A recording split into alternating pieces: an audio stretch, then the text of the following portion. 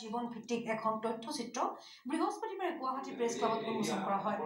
তেজস্বিনী বিৰুবালাৰ নামেৰে 28 মিনিট দৈৰ্ঘ্যৰ এই তথ্যচিত্ৰখনত কিদৰে বিৰুবালা ৰাভাই জীৱনত ভয়াৱহ সংঘাতৰ সন্মুখীন হৈছিল সেই বিষয়ে দৃশ্যায়িত কৰা হয়। এভিডেন্স ফিল্মছৰ বেনাৰত তথ্যচিত্ৰখনিৰ প্ৰযোজনা কৰিছে অভিজ্ঞ আলোকচিত্ৰ শিল্পী হিমাংশু কুমাৰ দাসে। পৰিচালনা প্ৰিয়ম বৰাৰ। তথ্যচিত্ৰখনিৰ উন্মোচনী অনুষ্ঠানত উপস্থিত থাকে গুৱাহাটী বিশ্ববিদ্যালয়ৰ অধ্যাপক দিলীপ বৰা, লোক সংস্কৃতিৰ গৱেষক ৰাজীৱ হৰি কৌশিক, নিউজ টাইপৰ সাংবাদিক বনদীপ গোস্বামীৰ উপৰিও বহু গণ্যমান্য ব্যক্তি।